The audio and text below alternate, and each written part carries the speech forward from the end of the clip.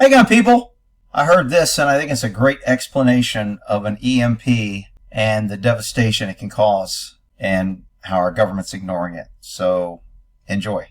An electromagnetic pulse, EPM, explosion over the continental United States would have devastating consequences for our country. The detonation of a nuclear weapon produces high-energy gamma radiation that travels radially away from the burst center. When the detonation occurs at high altitudes, greater than 25 miles, the gamma rays directed towards the Earth encounter the atmosphere where they interact with air molecules to produce positive ions and recoil electrons, called Compton electrons, after the physicist who was awarded the Nobel Prize in 1927 for his discovery of the Compton effect. The gamma radiation, interacting with the air molecules, produces charge separation, as the Compton recoil electrons are ejected and leave behind the more massive, positive ions. The Earth's magnetic field's interaction with the Compton recoil electrons causes charge acceleration, which further radiates an electromagnetic field as an instantaneous electromagnetic pulse. Additionally, a high-altitude nuclear burst also produces a relatively slow magnetohydrodynamic EMP, whose effects are like those from geomagnetic solar storm disturbances, causing the flow of very low-frequency current into the Earth and into long transmission lines. The reality of the damage to electrical and electronic equipment by EMP has been established in various nuclear tests and by the use of EMP simulators. The intense and invisible energy pulse cannot be sensed by people and doesn't damage the human body. Unlike a lightning strike, an EMP explosion is both much faster in producing damaging power surges and much broader and far-reaching in causing simultaneous burnout and failure of electrical and electronic systems over a large area. A well-designed nuclear weapon detonated at a high altitude over Kansas could have damaging effects over virtually all of the continental United States. Our technologically oriented society and its heavy dependence on advanced electronic systems could be brought to its knees with cascading failures of our critical infrastructure.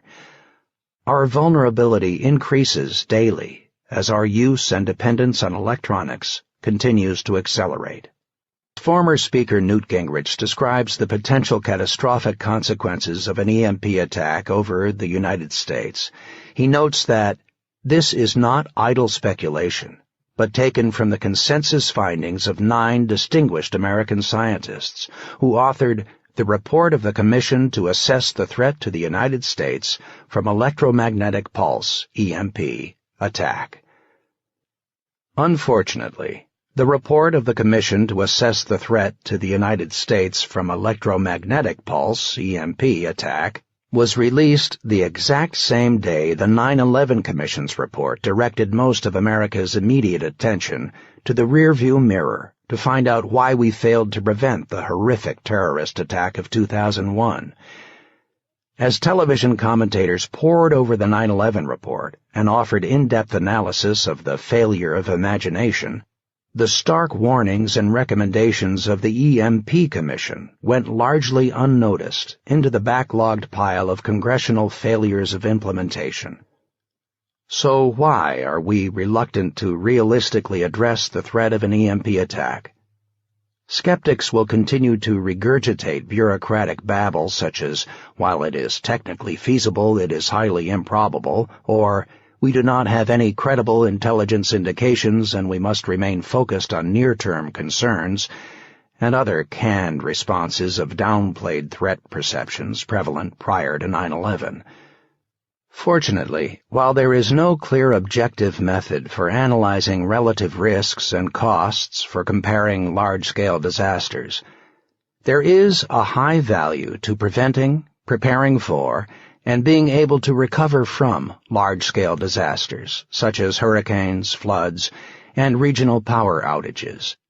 The thorough work of the EMP Commission provides a clear look at the nature of the problem, mitigation strategies, and recommendations.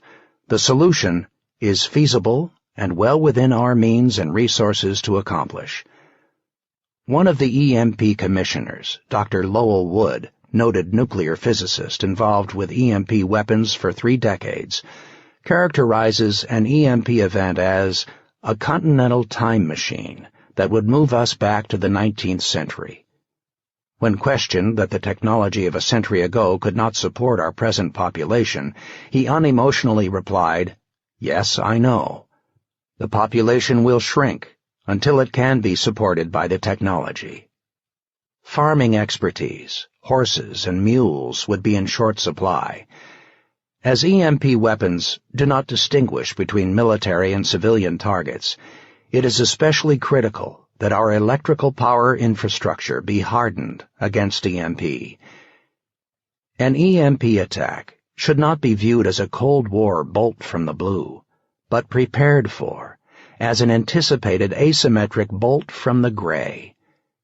We have been warned that our country is vulnerable and virtually unprotected against an EMP attack that could damage or destroy civilian and military critical electronic infrastructures, triggering catastrophic consequences that could cause the permanent collapse of our society.